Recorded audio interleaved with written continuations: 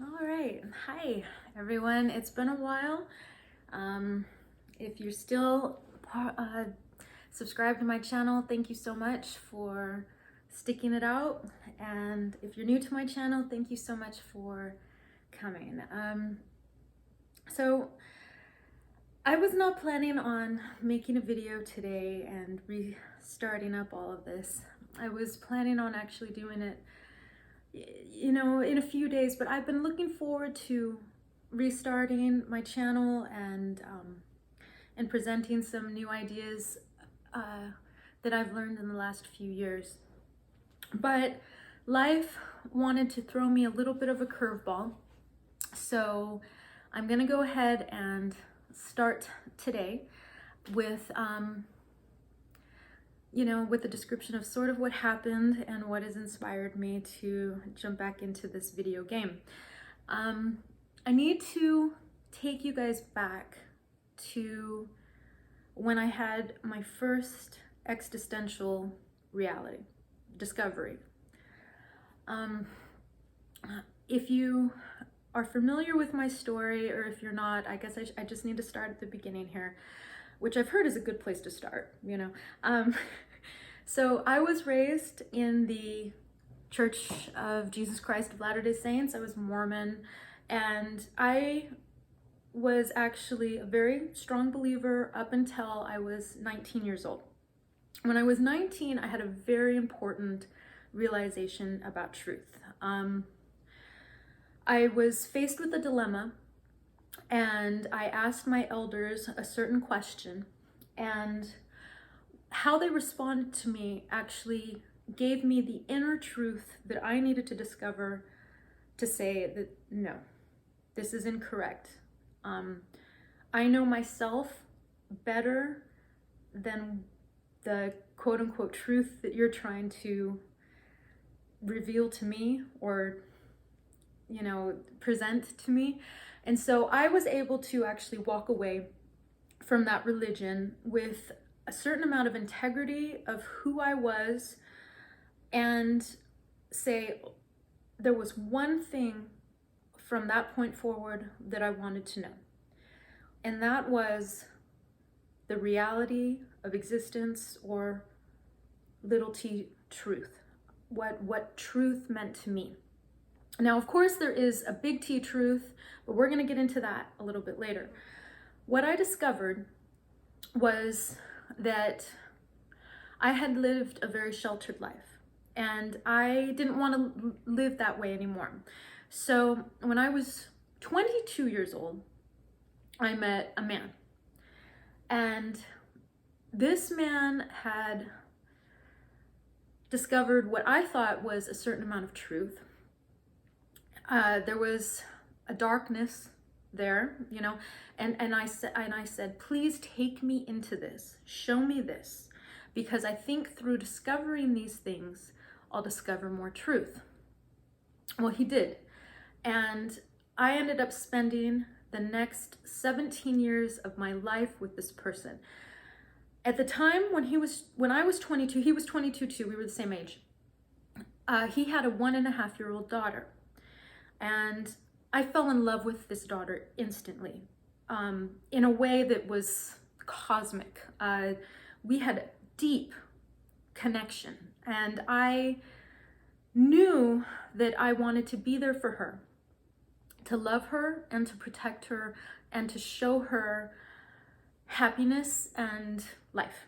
And he was separated from his ex, and what we found through our time that we spent together was that this ex was desperately trying to get custody back of this daughter.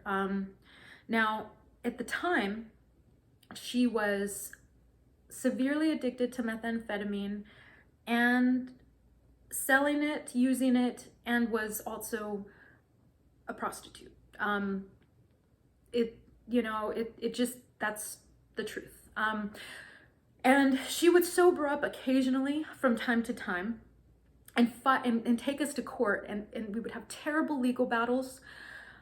She would, get a certain amount of granting by the judge, you know, for monitored visits by the state, and not show up for the visits. And my little girl, who I adopted, suffered terribly through it. And through, after years, she actually not only lost physical custody, but we gained 100% sole custody as well. And then she just sort of dropped out of our lives for years. And during this time, I led a fairly reasonably happy life. Now, my ex was a raging alcoholic and took me into the darkness. But there was some truth to be found in all of that, and I was grateful for the experience. Now, 17 years later, we split up. Now it's been even 22 years that we've known each other. 22 years. So, we had been separated for quite a few years at this point. The reason that I'm making this video today is because just a few hours ago, I found out that one, he decided to get back together with this person. Two, they're planning on moving in and living together. Three, the children that we had together that had been staying with him for reasons that we'll get into later are being now looked after and cared for partially by this woman. And at first, when I heard about this, mind you, just a few hours ago, I felt an incredible amount of rage, anger, because the association that I had with who this person was seeped in struggle and fight. And I remembered all of the things that she had put us through, in courts, in physical fighting, and in all the displays of her going back and forth with her own problems and addictions and struggles. And at first I thought, one, how stupid could my ex be to get re-involved with this person? And then two, how terrified I was of my own kids. We had 3 daughters altogether, that are now being looked after by this person who I had a fear come over me, a fear of what is the motivation? Why is she doing this? How stupid could he be? And how could anybody think that this is okay? And luckily, when I found this out, I called my mom just instantly. She's a counselor, a therapist, and an amazing person just in general. And after 28 minutes on the phone, she helped me work through the initial stages of grief and loss. And actually I was able to go through the rage, through the fear, through a couple of you know, and I was able to calm and reasonably and realize that, okay, life is going to throw you things. It's going to throw you challenges. You can never escape challenges of life. And if it wasn't going to be one challenge, it was going to be something else. And this was my problem because of the associations that I had with who she was in the past. And I had to actually drive myself to an appointment, and do a little bit of contemplation and think, you know, gave me the opportunity to do some contemplation and thinking. And I plugged in my favorite YouTube channel, and I listened to for about 2 hours, I listened to some amazing philosophy videos that helped me kind of go through a process of understanding, one, no matter what happens, challenges are gonna be thrown at you in life. Two, the associations that we have are not necessarily valid. Sometimes we have to let those associations go. And we have to look at things as they are in the present and not because of what they mean to us from the past. And three, and this was the hardest one, that in a way, I am her and she is me. I am my ex and he is me. I am my greatest fears and they are me. And I had to accept all of this because that is actually my philosophy on life.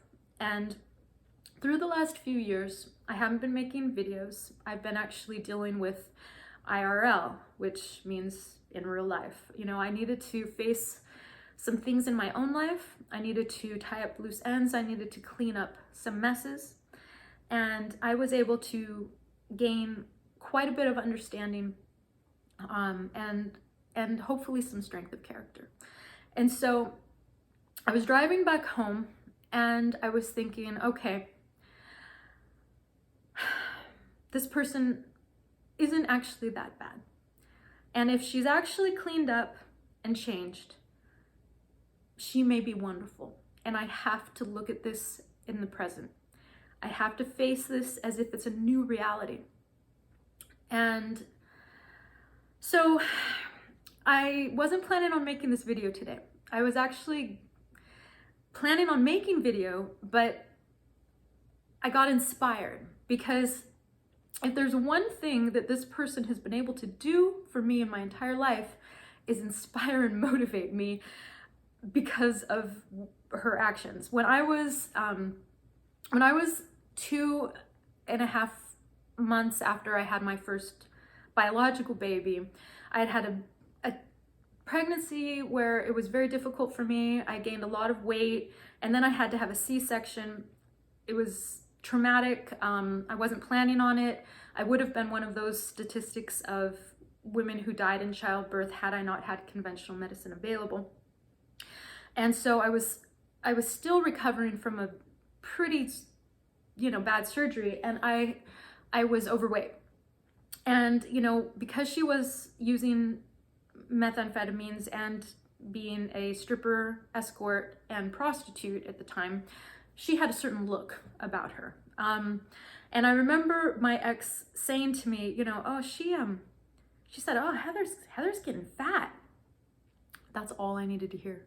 For the next 4 months, it was the strong enough motivation that I whipped myself into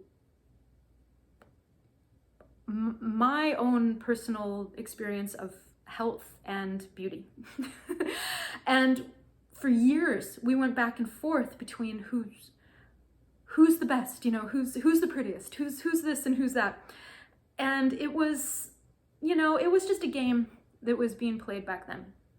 And I saw this as being a very interesting new challenge in my life. One, there's nobody maybe on earth who could motivate me better than this person. And two, she's back in my life and I just have to deal with it.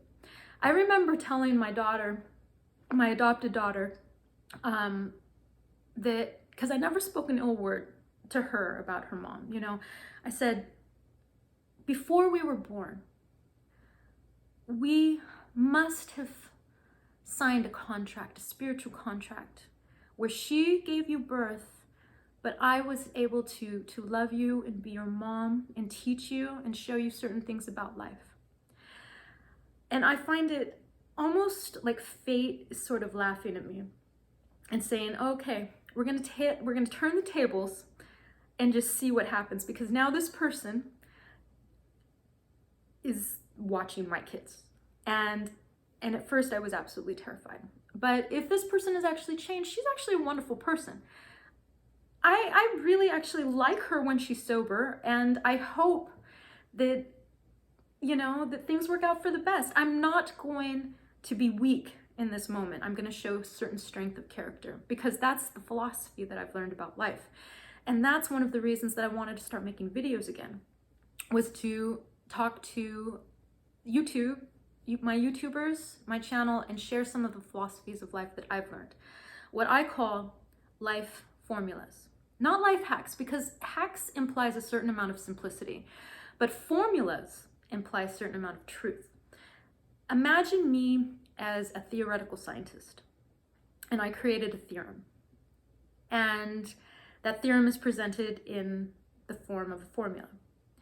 Now, I have done my own experiments, and they seem to be true. But the only way to prove their truth is presenting them to other scientists and seeing if my formula works for everyone. So I have discovered some things about life, and I'm going to share maybe 2, 3 of them today. We're going to get into more of them as we go further in my channel. But I'm going to present some of the things that I call my life formulas. One of the first life formulas that I think is essential is learning how to eliminate the words always and never from the vocabulary. Now, we are stuck with our vocabulary. English, it's not a perfect language. It doesn't express abstract concepts very well. It's not very eloquent, and sometimes things are going to get turned around and misinterpreted. But what I have learned is that whenever I say I'm always going to do this or I'm never going to do that, I find the opposite presents itself to me quite upfrontly.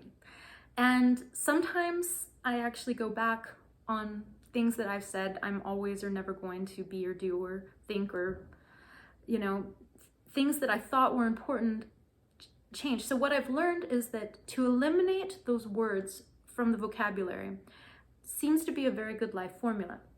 If there's one thing that I know about myself at this point, is that I am a changeable creature.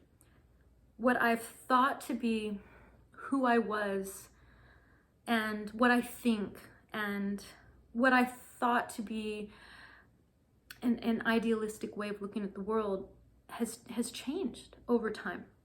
And thank God that it has. Thank fate that it has. Whatever, I'm thankful that it has, and that I've changed, and that I've become the person that I am today. And I'm sure I'm going to change in the future. So I'm never this, and I'm never always that. And when we start to eliminate those words from our vocabulary, I find that we actually discover a certain amount of truth and learning about who we are, and learning that changing and discovering new things is a wonderful thing.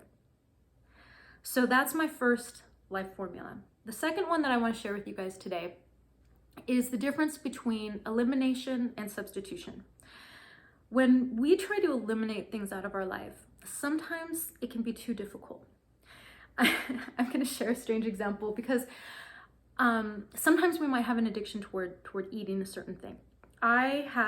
Whenever I was unhappy or depressed, or I just wanted this comfort, I would run to the grocery store and I would get Dorito Cool Ranch chips, Velveeta Mexican cheese, and cover it in red crushed peppers. And for some reason, that combination made me zen. It was good.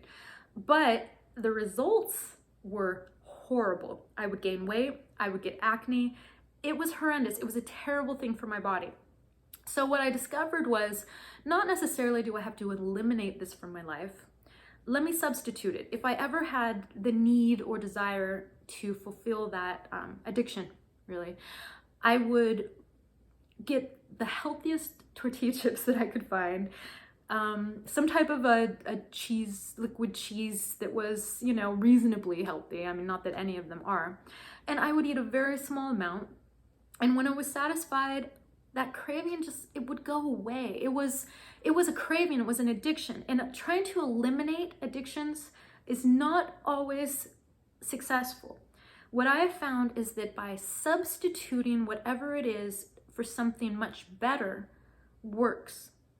So I just want to say, hey, thank you guys for still being part of my YouTube subscriptions. And if you're new, thank you so much for coming. We're going to go down an interesting journey, and we're going to find a lot more things out about me, about the things I've discovered, and hopefully some things about yourself too. And until then, I'll talk to you later.